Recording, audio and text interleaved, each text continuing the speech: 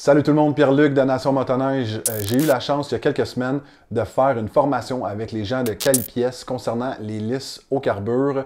Et puis, je me suis rendu compte que j'étais plutôt néophyte en la matière. Waouh, quelle belle phrase!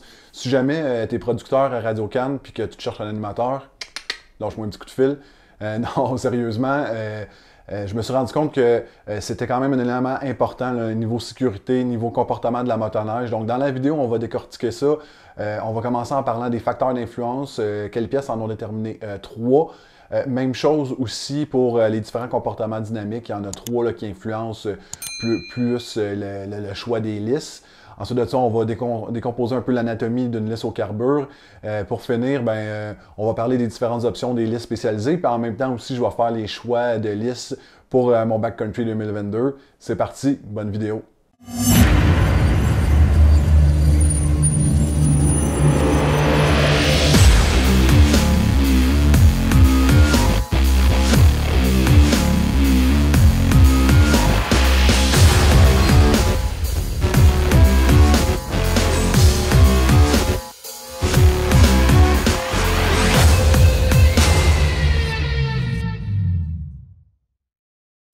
Pour commencer, je vais vous parler des 3 principaux facteurs d'influence dans le choix d'une lisse au carbure. Le premier étant la motoneige.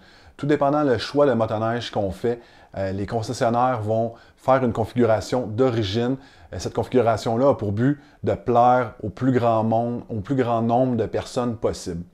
Après ça, évidemment, le choix de la motoneige, que ce soit une motoneige 4 temps touring, une motoneige 2 temps hybride, les configurations sont différentes. Évidemment, c'est des choses qui vont influencer le choix de la lisse. Au-delà de ça, on a aussi la forme du ski, la largeur de la quille, la profondeur de la quille qui vont influencer. Et après ça, les gens vont peut-être choisir de faire des modifications au niveau des ajustements des suspensions. Ça aussi, ça va avoir un impact sur le choix de la lisse au carbure. Et aussi, si la motoneige est munie d'accessoires, exemple, une chenille qui aurait des crampons, ça va répondre différemment. Et puis aussi, encore là, ça va influencer le choix de la lisse au carbure. Ensuite de ça, le deuxième facteur d'influence, c'est le motoneigiste. Évidemment, il y a des gens qui vont rechercher la performance, une conduite plus technique, versus d'autres personnes qui vont préférer faire des longues distances, qui ne cherchent pas nécessairement la performance à tout prix, ou des gens qui vont être souvent 2 sur la motoneige. Tout ça, évidemment, a un impact sur le choix de nos lisses. Puis il y a aussi ce qu'on recherche. Il y a des gens qui vont préférer une motoneige qui fait du survirage, c'est-à-dire que l'arrière décroche, ou des gens qui vont préférer que ça fasse du sous-virage, que le devant glisse. Ensuite de ça, troisième et dernier facteur d'influence, les conditions climatiques. C'est sûr que la région dans laquelle on habite, qu'on soit au Saguenay ou dans le sud du Québec, à Drummondville, on n'a pas les mêmes conditions de neige et ça va avoir un impact aussi sur le choix de nos lisses. Les lisses, évidemment, les conditions, je veux dire, évidemment, peuvent changer en cours de journée. On peut commencer le matin, il fait plus froid, on a des conditions plus glacées, puis au courant de la journée, ça se réchauffe, la neige se ramollit. C'est des choses à prendre en compte. Donc, ça résume pas mal les 3 principaux facteurs d'influence pour les choix d'une lisse. En deuxième partie, on va parler des comportements dynamiques. Calipièce ont identifié 3 comportements dynamiques, disons, principaux qui sont recherchés par les motoneigistes. Mais avant de parler de ça, il est important de comprendre l'anatomie d'une motoneige. Sur une motoneige, on a environ la moitié de la superficie qui est la traction, donc la chenille. On a un quart de la motoneige qui se trouve à être les skis. Évidemment, la lisse représente une très petite partie, mais hautement importante dans la maîtrise. C'est de là l'importance de choisir les bonnes lisses, mais surtout d'avoir aussi des lisses en bon état. Je suggère fortement qu'à chaque début de saison, on peut faire une inspection, inspecter la barre d'usure, inspecter la lisse au carbure, s'assurer qu'ils sont en bon état. Puis si jamais on voit évidemment que ce n'est pas en bon état, c'est peut-être le temps justement de penser à changer, puis d'optimiser, de choisir une lisse un peu plus adaptée à nos besoins. Donc le premier comportement dynamique recherché étant la tenue en virage. Évidemment, on va avoir des lisses qui vont faire en sorte qu'on peut prendre les courbes, que la motoneige va bien mordre, va bien adhérer, puis qu'on va pouvoir prendre les courbes. Deuxième comportement dynamique recherché, l'anti-louvoiement. C'est souvent un problème, là, on va voir ça en sentier, sur les lignes droites. Les skis ont tendance à suivre les traces des autres motoneiges, puis notre motoneige va avoir tendance à se promener un peu de gauche à droite. Il existe des options pour éliminer ce truc désagréable-là. Ensuite de ça, troisième et dernier comportement dynamique recherché, c'est la facilité de conduite. Il y a des gens qui vont vouloir, des gens qui vont faire des très longues randonnées ou des gens qui sont à deux sur la motoneige. À la fin de la journée, ils viennent avec les bras fatigués. Eux, ce qu'ils vont rechercher, c'est d'avoir une motoneige qui est facile à tourner. Donc, c'est la facilité de conduite. En troisième partie, on va décortiquer une lisse au carbure. Donc, il y a trois parties à une lisse au carbure. C'est toujours trois, c'est le chiffre chanceux. La barre d'usure, les vis, puis la lisse au carbure en tant que telle. Donc, les vis, on comprend, c'est pour venir fixer la lisse sur le ski. La barre d'usure, souvent, c'est la barre d'usure qui va avoir plus d'impact sur une neige molle. Ça va être la quille du ski, la barre d'usure. La lisse au carbure n'a pas vraiment d'impact dans ce genre de conditions-là. La lisse au carbure va vraiment servir sur des conditions extrêmement glacées. Quand les courbes sont glacées, c'est là que ça va venir mordre puis nous faire tourner. Au niveau de la barre d'usure, il y a des formes différentes. Donc, la barre d'usure peut être d'une forme arrondie. Souvent, la forme arrondie va faciliter la conduite. Donc, ça va être plus facile à tourner.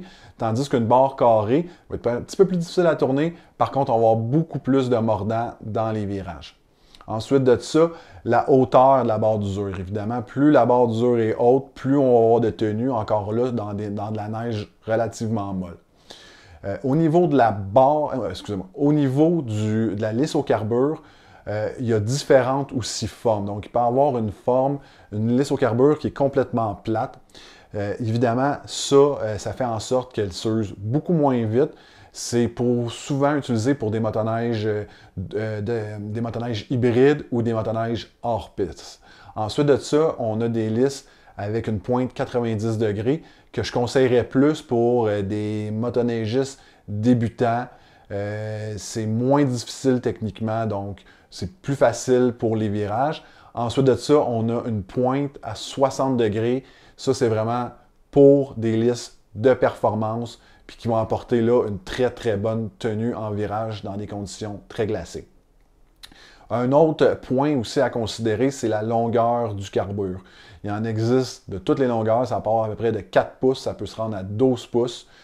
Plus la lisse au carbure est longue, plus on va sentir d'efforts à mettre pour tourner la motoneige. Donc là, je vous ai donné quand même pas mal d'informations. Évidemment, ça n'aide pas tant que ça à faire un choix. On fait juste un peu plus comprendre comment ça fonctionne, mais c'est difficile de dire, OK, je vais choisir tel genre de lisse adapté à ma motoneige. C'est sûr qu'il y a des options qui existent. Toujours chez les concessionnaires, poser des questions aux gens aux pièces. Souvent, ils ont eu des formations, ils peuvent vous aider, ils peuvent vous aiguiller dans le choix de votre lisse.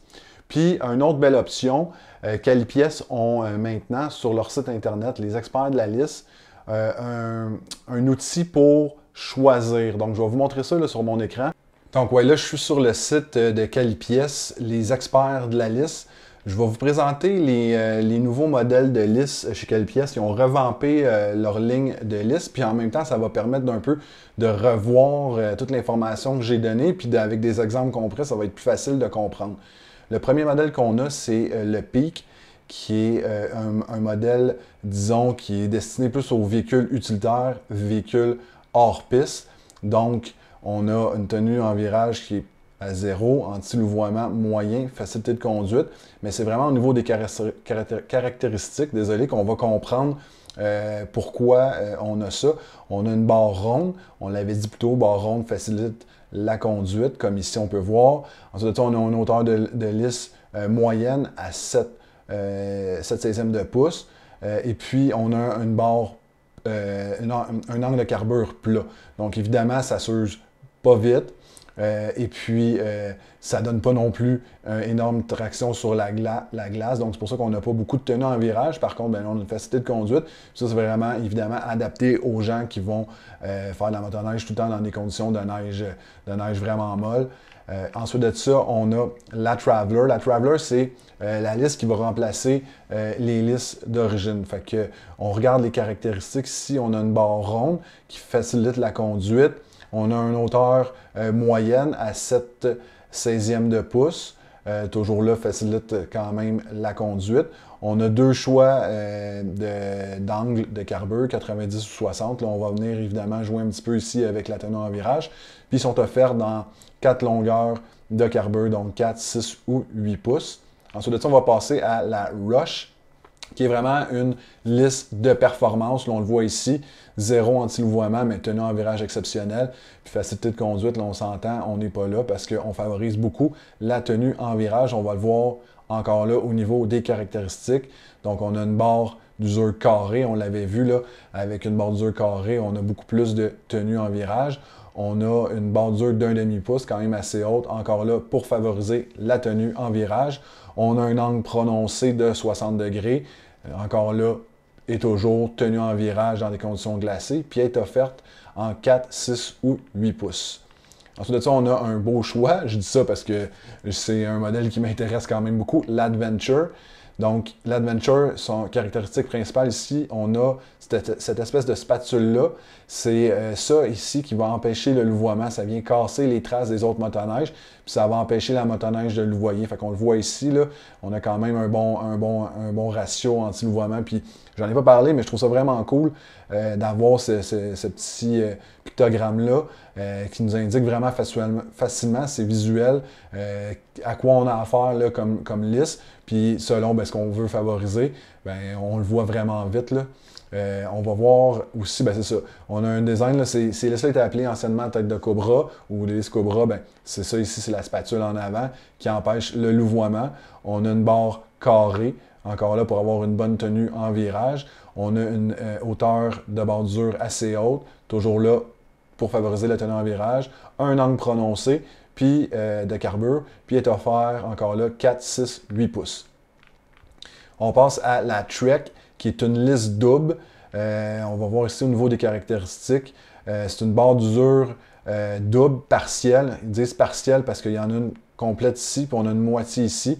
L'idée derrière ça, c'est d'empêcher la neige de se compacter entre les deux lisses. Donc, ça peut permettre plus facilement l'évacuation de la neige ici. On a des belles caractéristiques, on a une bonne tenue en virage. On a encore une fois la spatule tête de cobra ici pour l'anti-louvoiement. Évidemment, là, on a deux lisses, fait qu'on va sacrifier un petit peu la facilité de conduite. On a des formes de bordure carrée, 1/5 de pouce, angle 60 degrés, longueur de carbure 6 pouces. Par contre, c'est offert seulement sur les pilotes 5.7 pour la saison 2021-2022. En terminant avec la mission, qui est là, on voit là une lisse double complète. Fait qu'on a évidemment beaucoup moins de facilité de conduite, mais anti-louvoiement exceptionnel, une bonne tenue en virage. Celle-là, voilà dans le fond, lisse double, pleine, bordure carrée, bordure plus haute encore. Donc évidemment, là, c'est pour ça qu'on vient sacrifier facilité de conduite. On a un 3/8 de pouce, un angle de 60 degrés, puis est offerte en 4, 6 ou 8 pouces. Là où c'est vraiment cool, je vais remonter en haut, je vais vous montrer ça. On a un sélecteur de lisse ici. C'est vraiment, vraiment bien fait. Puis ça facilite le choix. Je te dirais, là, si jamais vous magasinez, tu magasines pour une liste. Là, j'ai déjà rentré mon Ski-Doo 2022 Backcountry. Puis le package Backcountry X. Là, on voit ici tous les modèles qui sont disponibles sur ma motoneige. Donc, ce qu'on avait dit, là, on avait vu la Traveler, qui est la liste comme d'origine. Puis on voit même un peu la différence au niveau des comportements dynamiques qui sont encore affichés ici, entre la 4 et la 6 pouces. Donc, avec la 6 pouces, on a un petit peu plus de tenue en virage, mais un petit peu moins de facilité en conduite. Ensuite de ça, on a la Cobra, 4 pouces, 6 pouces. Encore là, évidemment, avec la 6 pouces, on va avoir une meilleure tenue en virage, mais on va sacrifier un peu de la facilité de conduite. Honnêtement, là, j'hésite entre ces deux modèles-là. Je pense que je vais opter là, pour la 4 pouces, je crois. Je vais essayer ça cet hiver. Fait que ça complète un peu pas mal la présentation du site. Honnêtement, je vous invite à aller vous amuser à rentrer votre motoneige et à regarder les différentes options de lisse. C'est vraiment intéressant. Pour terminer, je vais mettre quelques modèles de lisse à l'essai cet hiver. Je vais vous revenir avec mes impressions. J'ai bien hâte d'essayer ça. Je vous remercie d'avoir regardé la vidéo jusqu'à la fin. Je vous invite à vous abonner, vraiment important, l'affaire la plus importante. Abonnez-vous à mon YouTube, Facebook, Instagram. Les liens sont dans la description. Allez voir le www.nationmotoneige.com. On se revoit dans une prochaine vidéo. Ciao tout le monde!